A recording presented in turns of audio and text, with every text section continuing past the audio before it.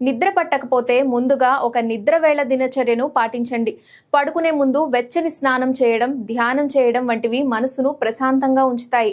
మెదడులో ఆలోచనలు పరుగులు పెడుతుంటే మంచం నుండి లేచి నిద్ర వచ్చే వరకు విశ్రాంతి కార్యకలాపాలు చేస్తూ ఆ తర్వాత తిరిగి నిద్రపోవడానికి ప్రయత్నించండి.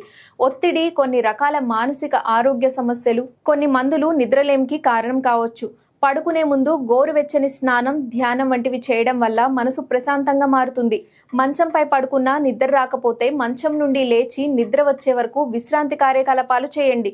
నిద్ర వచ్చాక మళ్ళీ మంచం పైకి వెళ్ళండి.